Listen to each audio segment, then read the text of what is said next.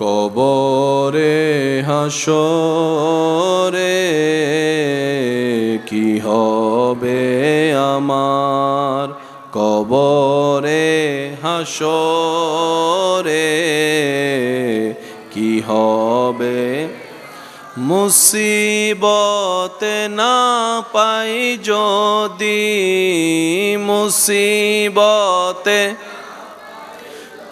দি করুণা তোমার, কবরে হাসরে কি হবে, আছি গো ডুবে আমি পাপেরি সাগরে, না জানি কি হবে ও পারে হাসরে, আছি গো ডুবে আমি পাপেরি সাগরে, না জানি কি হবে ও পারে রে, তোমারি সুপারিশ বিনে, তোমারি সুপারিশ বিনে কেমনে হব পার, কবরে হাসরে কি হবে, মুসিবতে না পাই যদি, মুসিবতে করুণা তোমার, কবরে হাসরে কি হবে। উচ্চ আওয়াজ একবার বলেন মারহাবা। আপনি জীবন চলার পথে দেখবেন অন্যের ব্যথায় আপনার এখানে ব্যথা লাগে, কষ্ট লাগে, মায়া লাগে। যদি লেগে থাকে বুঝবেন আপনার ভিতরে মনুষ্যত্ব আছে। কিন্তু আপনার বিপদে কষ্টে দেখবেন যে আপনার আপন মানুষের চোখও পানি নেই, কিন্তু মুখের মধ্যে কোণার মধ্যে একটা হাসি আপনি খুঁজে পাবেন। আপনার ব্যথায় ব্যথা পাবে না, বরঞ্চ মুস্কি মুস্কি হাসতে পারে, এমন আপন আপনি পাবেন। তো মন ছোট করার দরকার নেই। দুনিয়া যখন আপনাকে কষ্ট দেয়, মূলত দুনিয়া বুঝিয়ে দেয় তুই আমার পিছে কেন ঘুরছিস, আমি কারো হই না, আমি কারো হই না, কাউকে ধরা দিই না। হ্যাঁ, যে আমার রবের হয় আমি দুনিয়া তার হই। ওযু করার পরে আর ঝগড়া করতে ইচ্ছা করে? এই পানির ওযু করতে করতে করতে করতে করতে করতে করতে যেদিন রবের দয়া হবে, আপনি রহমতের পানি দিয়ে দিলের ওযু করে ফেলতে পারবেন। সেদিন আপনার জীবনটা হায়াত তাইয়্যিবা হয়ে যাবে। আর একটু মহব্বতের আওয়াজে, যেদিন রহমতের পানি দিয়ে দিলের ওযু হয়ে যাবে, সেদিন আপনি সাধারণ বান্দা থেকে রব চাহে তো ওলি আল্লাহর পজিশনে চলে যেতে পারবেন। যেদিন দিলের ওযু হয়ে যাবে, সেদিন আপনার জবান থেকে গালি আর বের হবে না, আপনার মনের মধ্যে অন্যের জায়গা খাওয়ার লোভ আর আসবে না, অন্যের উপর জুলুম করার চিন্তা আসবে না। তখন আপনার মন মানসিকতাই হবে নিজে না খেয়ে অপরকে খাওয়ানো, নিজে না হেসে মানুষের মুখে হাসি ফোটানো। বলেন সুবহান। আল্লাহ তাআলা আমাদের সবাইকে বুঝার তৌফিক দান করুন। নিজে সুখে থাকতে চাইলে অন্যকে সুখে রাখতেই হবে। অন্যকে সুখে না রেখে নিজে সুখে কখনোই হওয়া যায় না। কারণ আপনি যখন রবের বান্দাকে কষ্ট দিবেন, ওই বান্দার রব কিন্তু আপনার হিসাবটাও মাথায় নিবে, চিন্তায় করবে। আমি কি বুঝাতে পারছি কথা? জোরে বলেন। কাউকে কষ্ট দিয়ে কখনো ভালো থাকা যায়? আপনি যখন রবের বান্দাকে কষ্ট দিবেন, ওই বান্দার আল্লাহ কিন্তু আপনার হিসাবটা নেবে। আমার বান্দাকে তুই কষ্ট দিয়েছিস, সেজন্য সুখদাতাকে খুশি করে সুখ নিতে হয়। আর সুখদাতাকে, আওয়াজ দেন, শান্তিদাতাকে আল্লাহ খুশি হয় কখন? আল্লাহ পাক বলে, যখন আমার সৃষ্টির উপর কেউ দয়া করে, মায়া করে, মোহাব্বত করে, আমার সৃষ্টিকে শান্তিতে রাখে, আমি আল্লাহ তার উপর শান্তি বর্ষণ শুরু করে দিই। সুবহানাল্লাহ। কাউকে কিছু পেতে দেখলে মনে হিংসা আসার আগেই হিংসাকে পানি দিয়ে ধুয়ে দিবেন, সে পানিটা হবে রবের রহমতের পানি। আপনি সাথে সাথে বলবেন আলহামদুলিল্লাহ, শুনে বলবেন আলহামদুলিল্লাহ, দেখে বলবেন আলহামদুলিল্লাহ। আপনি যখন অন্যের ব্যাপারে আলহামদুলিল্লাহ বলে রবের দরবারে শুকরিয়া করবেন, আপনার সেই শুকরিয়ার আওয়াজ যখন রবের দরবারে যাবে, রব্বুল আলামিন ওই আপনার ওই শুকরিয়া করার কারণে নিয়ামতে আরো বাড়াই দিবে। হয়তো এমনও হতে পারে যার পাওয়া দেখে আপনি শুকরিয়া করেছেন তার চাইতে 2 ডবল আল্লাহ আপনাকে দিবে। কিছু কিছু কাজের মধ্যে লস আছে না নাই? আবার কিছু কিছু কাজ এমন আছে যেখানে লস বলতে কোনো শব্দ নেই। সুবহানাল্লাহ বলেন। ব্যবসার মধ্যে লাভ লস, ব্যবসার মধ্যে লাভ লস, প্রত্যেকটা কাজের মধ্যে লাভ লস, প্রত্যেকটা কিছুর মধ্যে লাভ লস আছে, ভালো খারাপ আছে। শুকরিয়া এমন একটা নিয়ামত যেখানে শুধু লাভ আর লাভ।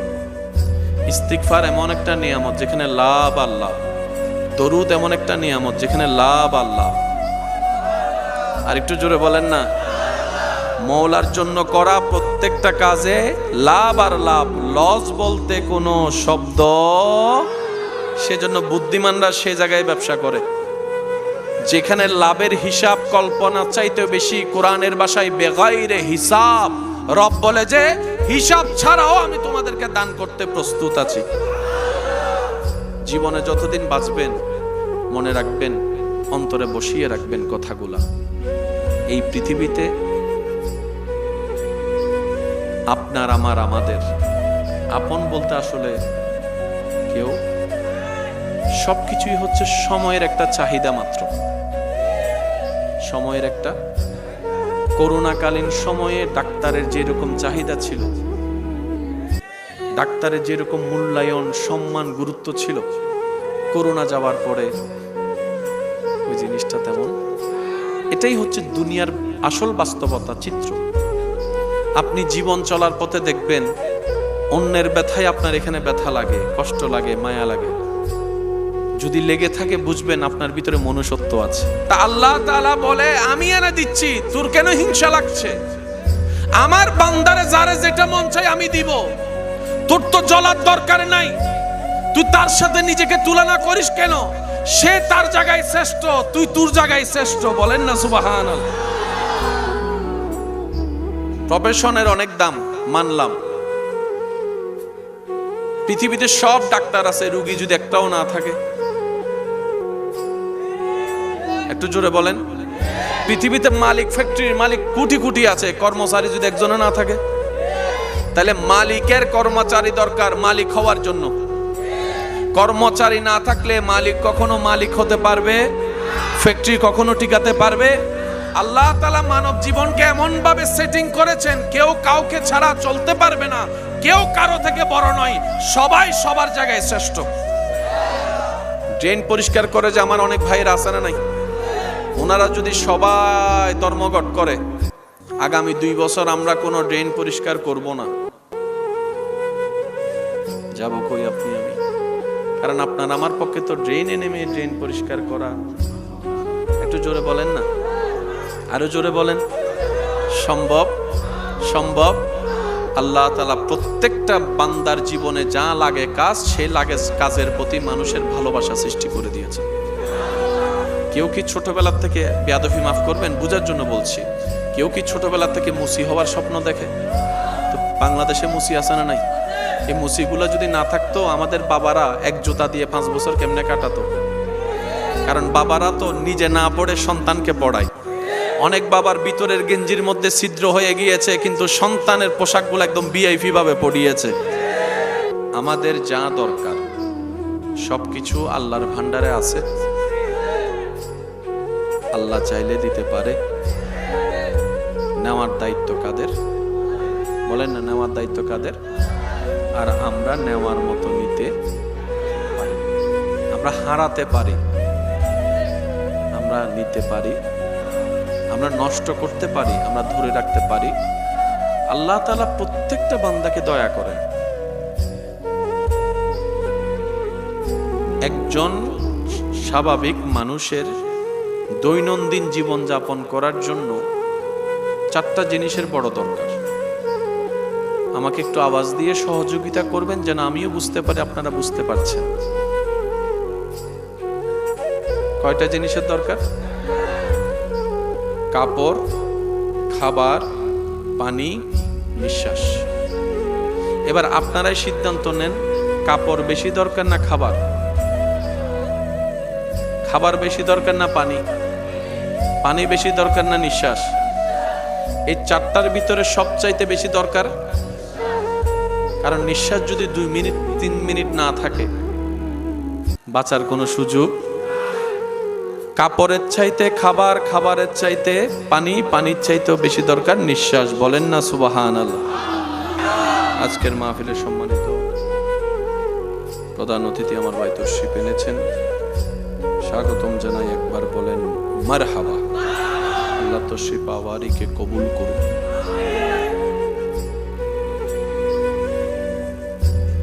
মানুষের জীবনে দৈনন্দিন বেঁচে থাকার জন্য কয়টা জিনিসের দরকার?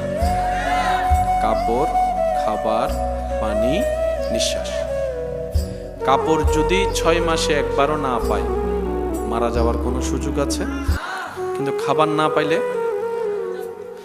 খাবার যদি কোনো রকম 1 সপ্তাহ না পায় বেঁচে থাকার সুযোগ আছে, কিন্তু পানি যদি 1 সপ্তাহ না পায় বাঁচার সুযোগ।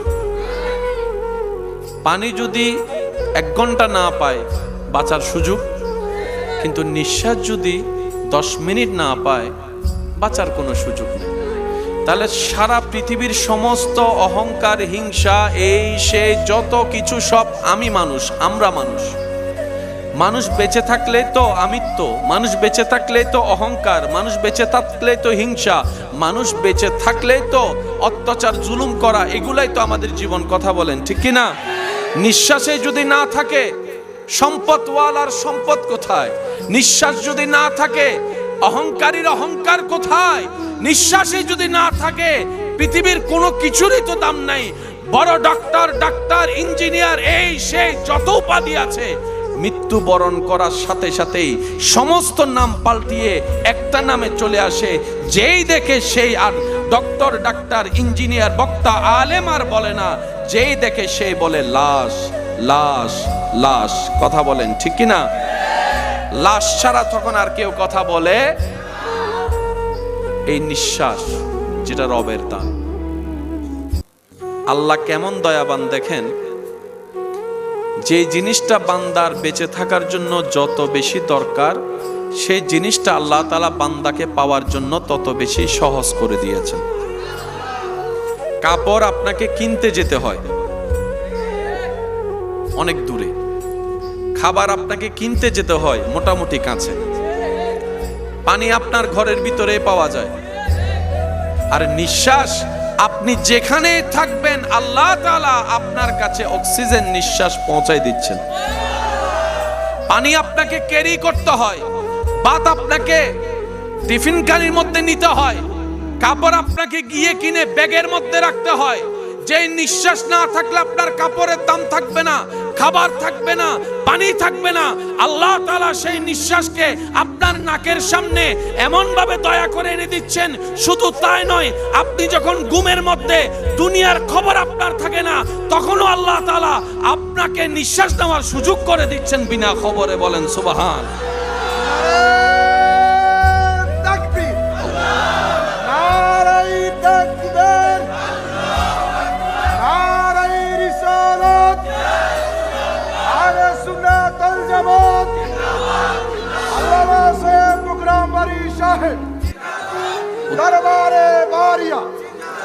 মোহাব্বতের আওয়াজ একবার বলেন মারহাবা, আরো জোরে বলেন মারহাবা। নিঃশ্বাস আপনার নাকের কাছে, পানি আপনাকে নিয়ে খেতে হয় কিংবা কাউকে দিতে হয়। টিউবওয়েল থেকে চেপে না হয় কল থেকে নিয়ে আপনাকে পানি খেতে হয়, যেটা না পাইলেও 10 মিনিট বাঁচবেন আপনি। নিঃশ্বাস ছাড়া বাঁচা সম্ভব নয়। আপনি দোকানে, নিঃশ্বাস দোকানে, আপনি রাস্তায়, নিঃশ্বাস রাস্তায়, আপনি হাঁটে, নিঃশ্বাস হাঁটে, আপনি ঘুমাচ্ছেন, নিঃশ্বাস সেখানেও আল্লাহ তাআলা দান করে দিয়েছেন। বলেন সুবহানাল্লাহ। মাশাআল্লাহ, মারহাবা, আলহামদুলিল্লাহ, জাযাকাল্লাহ, জাযাকাল্লাহ। একবার বলেন মারহাবা। আমি কি বুঝাতে পারছি আপনাদেরকে? যারা যারা বুঝতে পারছেন তারা একবার বলেন মারহাবা। আরো জোরে বলেন। তাহলে সব কিছুর চাইতে দামি কি? আরো জোরে বলেন, সব চাইতে দামি কি? কাপড় কিনতে একটা বিনিময়, খাবার কিনতে, পানি কিনতেও আজকাল, নিঃশ্বাস কিনতে। কার নিঃশ্বাস কোত্থেকে আসতেছে এটা যদি শত্রু জানতো, যে গাছ থেকে আসতেছে গাছটাই কেটে ফেলতো। আমি কি বুঝাতে পারছি কথা? এমনও হতে পারে আপনার শত্রু আপনার গাছের, আপনার উঠানের গাছের নিঃশ্বাস নিয়ে বাঁচতেছে, এমনও হতে পারে। তা আল্লাহ তাআলা বলে আমি এনে দিচ্ছি, তোর কেন হিংসা লাগছে? আমার বান্দারে যারে যেটা মন চাই আমি দিব, তোর তো জ্বলার দরকার নাই। তুই তার সাথে নিজেকে তুলনা করিস কেন? সে তার জায়গায় শ্রেষ্ঠ, তুই তোর জায়গায় শ্রেষ্ঠ। বলেন না সুবহানাল্লাহ। প্রফেশনের অনেক দাম, মানলাম। পৃথিবীতে সব ডাক্তার আছে, রোগী যদি একটাও না থাকে, একটু জোরে বলেন। পৃথিবীতে মালিক, ফ্যাক্টরির মালিক কোটি কোটি আছে, কর্মচারী যদি একজনও না থাকে, তাহলে মালিকের কর্মচারী দরকার মালিক হওয়ার জন্য। কর্মচারী না থাকলে মালিক কখনো মালিক হতে পারবে? ফ্যাক্টরি কখনো টিকাতে পারবে? আল্লাহ তাআলা মানব জীবনকে এমন ভাবে সেটিং করেছেন, কেউ কাউকে ছাড়া চলতে পারবে না, কেউ কারো থেকে বড় নয়, সবাই সবার জায়গায় শ্রেষ্ঠ। ড্রেন পরিষ্কার করে যে আমার অনেক ভাইয়ের আছে না নাই, ওনারা যদি সবাই ধর্মঘট করে আগামী 2 বছর আমরা কোনো ড্রেন পরিষ্কার করব না, যাব কই আপনি আমি? কারণ আপনার আমার পক্ষে তো ড্রেনে নেমে ড্রেন পরিষ্কার করা, একটু জোরে বলেন না, আরো জোরে বলেন, সম্ভব? সম্ভব। আল্লাহ তাআলা প্রত্যেকটা বান্দার জীবনে যা লাগে কাজ, সেই লাগে কাজের প্রতি মানুষের ভালোবাসা সৃষ্টি করে দিয়েছে। কেউ কি ছোটবেলা থেকে, বেয়াদবি মাফ করবেন বুঝার জন্য বলছি, কেউ কি ছোটবেলা থেকে মুসি হওয়ার স্বপ্ন দেখে? তো বাংলাদেশে মুসি আছে না নাই? এই মুসিগুলো যদি না থাকতো আমাদের বাবারা এক জুতা দিয়ে 5 বছর কেমনে কাটাতো? কারণ বাবারা তো নিজে না পড়ে সন্তানকে পড়ায়।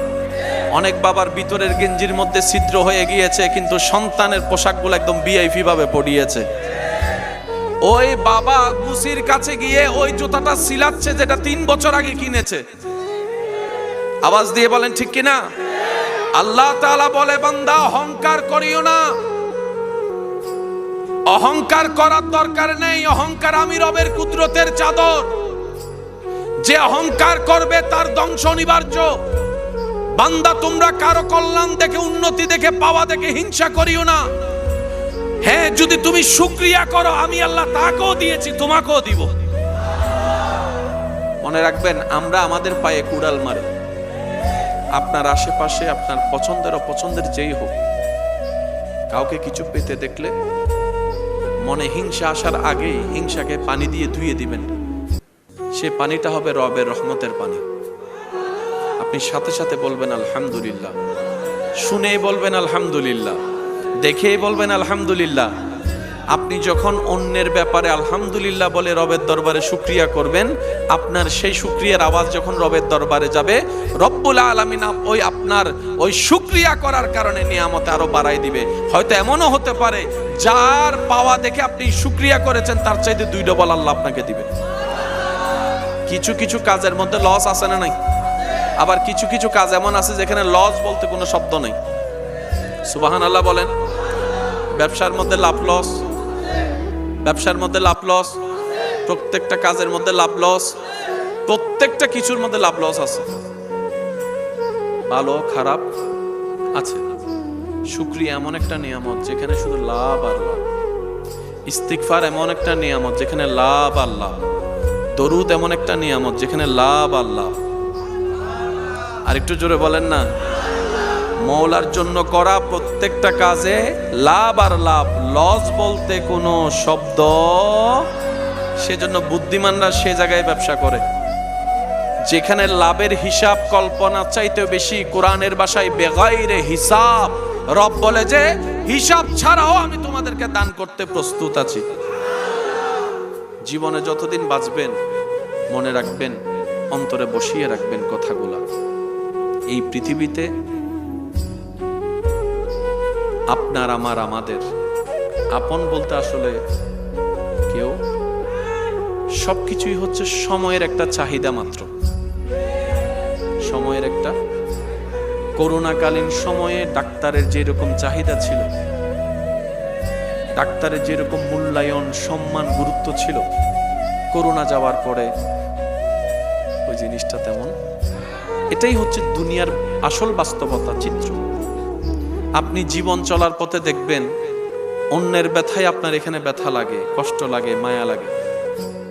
যদি লেগে থাকে বুঝবেন আপনার ভিতরে মনুষ্যত্ব আছে। কিন্তু আপনার বিপদে কষ্টে দেখবেন যে আপনার আপন মানুষের চোখও পানি নেই, কিন্তু মুখের মধ্যে কোণার মধ্যে একটা হাসি আপনি খুঁজে পাবেন। আপনার ব্যথায় ব্যথা পাবে না, বরঞ্চ মুস্কি মুস্কি হাসতে পারে, এমন আপন আপনি পাবেন। মন ছোট করার দরকার নেই। দুনিয়া যখন আপনাকে কষ্ট দেয়, মূলত দুনিয়া বুঝিয়ে দেয় তুই আমার পিছে কেন ঘুরছিস। আমি কারো হই না, আমি কারো হই না, কাউকে ধরা দিই না। হ্যাঁ, যে আমার রবের হয় আমি দুনিয়া তার হই। আমি দুনিয়া কারো কথা শুনি না, আমি দুনিয়া কারো মন মতো চলি না। কিন্তু যে আমার রবকে খুশি করবে, আমার খালিকের গোলামি করবে, আমার মালিকের সন্তুষ্টির সামনে নিজের আমিত্ব সবকিছু বিলীন করে দিবে, আমি দুনিয়া তাকে বন্ধু রূপে গ্রহণ করে নিই। বলেন সুবহান। আল্লাহ তাআলা আমাদের সবাইকে একটু বুঝার তৌফিক দান করুন। ইসলামে ইবাদত আছে না নাই? মানব শরীরে দুইটা জিনিস আছে, একটা হচ্ছে শরীর আর একটা হচ্ছে রূহ। কয়টা জিনিস? খাবার খেলে শরীরে পাওয়ার শক্তি পায়, ইবাদত করলে রূহে শক্তি পায়। আপনার আমার জীবন অ্যালাইভ করার জন্য দেহের শক্তির চাইতে বড় দরকার রূহের শক্তি। অনেকে কষ্ট সহ্য করতে না পেরে নেশা করছে, সুইসাইড করছে, আছে না নাই? ওনাদের রূহের পাওয়ার কম, সেজন্য তাড়াতাড়ি ভেঙে যায়। দুনিয়াতে টিকতে গেলে আপনাকে রূহকে শক্তিশালী করতেই হবে, দ্বিতীয় কোনো অপশনই নাই। কারবালার ময়দানে ইমাম হোসেন যে ট্র্যাজেডির সামনে সম্মুখীন হয়ে দাঁড়িয়েছেন, টিকেছিলেন কিভাবে? রূহের শক্তি ছিল, আল্লাহর দয়া ছিল। সুবহানাল্লাহ। আপনি আমি সামান্য প্রেসার বেড়ে গেলে টেনশনে কাইত হয়ে যায়, সে জায়গায় আইয়ুব আলাইহিস সালাম মহামারী কষ্ট রোগ আপন করে নিয়ে টিকেছিল, সসম্মানে মাথা উঁচু করে। রূহের পাওয়ার ছিল, রূহের শক্তি ছিল। আপনি আমি দুনিয়ার যে সমস্ত কষ্ট দেখে ভয় পেয়ে পিছনে চলে যায়, মুমিন বান্দারা সেখানে পাহাড়ের ভিতর দিয়ে রাস্তা দিয়ে হেঁটে চলে যায় আল্লাহর উপর ভরসা করে। সুবহান। রূহ যত শক্তিশালী হবে আপনার দুনিয়া অর্জন হবে, আখিরাত অর্জন হবে। ওই রূহকে শক্তিশালী করার জন্য যে খাবার দিতে হয় সেটাই হচ্ছে আল্লাহর জিকির। সুবহানাল্লাহ। যত ইবাদতের সাথে সম্পৃক্ত রাখতে পারবো, যত ইবাদতের সাথে আপনি আমি অন্তরকে লাগাই রাখতে পারবো, তত আমাদের রূহ শক্তিশালী হবে। যত রূহ শক্তিশালী হবে তখন আপনার দেহ দুর্বল হলেও আপনি যে কোনোভাবে দুনিয়া অ্যালাইভ করে ফেলতে পারবেন। যারা যারা এতটুকু কথা বুঝতে পেরেছেন তারা একবার বলেন মারহাবা। আমার মনে হয় আওয়াজটা আর একটু বড় হবে। আমাদের রূহকে শক্তিশালী করার দরকার আছে না নাই? তো রূহকে দুর্বল করে দিচ্ছে, কিংবা আমাদের রূহ দুর্বল হলে খুশি হয় কে? কে? মানুষের রূহ দুর্বল হলে খুশি হয় কে? মানুষের রূহ শক্তি না পাক, এটা চায় কে?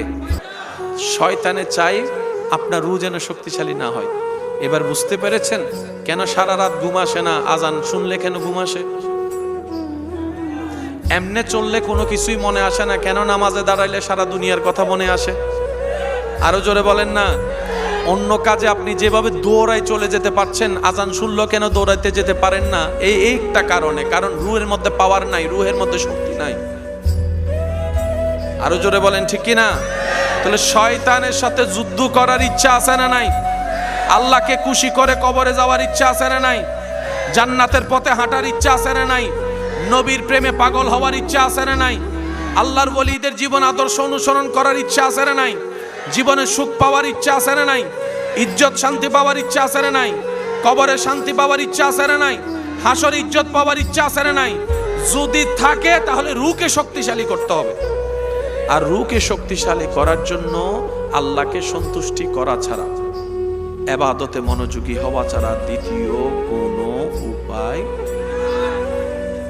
5 ওয়াক্তে 5 বার আজানের ডাকে যে নামাজে হাজিরা দেওয়া, এটা শুধু সওয়াব নয়, এটা আপনার রূহকে খাবার দেয়। এই পৃথিবীর অশান্তির কারণ কি গরু ছাগল নাকি মানুষ? একটু জোরে বলেন। মানুষের কি কি কারণে অশান্তি হয়? গালাগালি, রাগ, হিংসা, এগুলার কারণে তো অশান্তি হয়।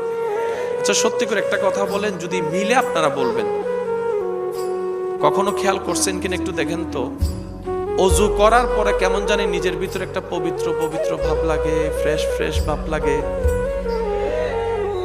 পাইলে হ্যাঁ বলেন, না পাইলে না বলেন। আমরা কি আল্লাহর বলি? আমরা সাধারণ বান্দা। ওযু করার পরে কেমন যেন একটা ফ্রেশ ফ্রেশ ভাব লাগে, মনে একটা শান্তি শান্তি ভাব লাগে। আচ্ছা ওই মুহূর্তে কেউ যদি এসে আপনাকে 2-4টা পচা কথা বলে, মন্দ কথা বলে, আপনি কি তার মন্দ কথা উত্তর দিবেন? গালি দিলে আপনি কি গালি দিবেন? আপনার সেই ইচ্ছাটা আসবে না। অন্য সময় হলে নাক ফাটাই দিবেন, অন্য সময় হলে আপনি নাক ফাটাই দিবেন, দেখবেন না ডান বাম কি হই যে তুই আরে চলা যে খেলা হইব। কিন্তু ওযুটা করার পরে দেখবেন ভিতর থেকে একটা পাওয়ার কাজ করে, ওটা হচ্ছে রূহের পাওয়ার। কারণ রূহ খাবার পেয়েছে। জিকির যখন করা হয় রবের, রূহ খাবার পায়। দরুদ যখন পড়া হয়, রূহ তখন খাবার পায়। কোরআন তেলাওয়াত করা শোনা হলে রূহ খাবার পায়। তাহাজ্জুদ পড়া হলে রূহ খাবার পায়। রূহ যত খাবার পাবে, বান্দা তত শয়তানের বিরুদ্ধে যুদ্ধ করতে পারবে। বলেন সুবহানাল্লাহ। ওযু করার পরে আর ঝগড়া করতে ইচ্ছা করে? এই পানির ওযু করতে করতে করতে করতে করতে করতে করতে যেদিন রবের দয়া হবে, আপনি রহমতের পানি দিয়ে দিলের ওযু করে ফেলতে পারবেন, সেদিন আপনার জীবনটা হায়াত তাইয়্যিবা হয়ে যাবে।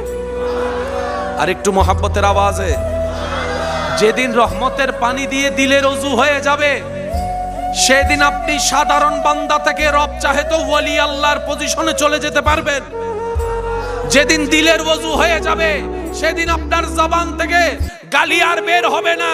আপনার মনের মধ্যে অন্যের জায়গা খাওয়ার লোভ আর আসবে না, অন্যের উপর জুলুম করার চিন্তা আসবে না। তখন আপনার মন মানসিকতাই হবে নিজে না খেয়ে অপরকে খাওয়ানো, নিজে না হেসে মানুষের মুখে হাসি ফুটানো। বলেন সুবহান। আল্লাহ তাআলা আমাদের সবাইকে বুঝার তৌফিক দান করুন। নিজে সুখে থাকতে চাইলে অন্যকে সুখে রাখতেই হবে।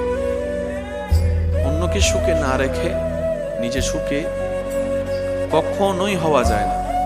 কারণ আপনি যখন রবের বান্দাকে কষ্ট দিবেন, ওই বান্দার রব কিন্তু আপনার হিসাবটাও মাথায় নেবে, চিন্তায় করবে। আমি কি বুঝাতে পারছি কথা? জোরে বলেন। কাউকে কষ্ট দিয়ে কখনো ভালো থাকা যায়?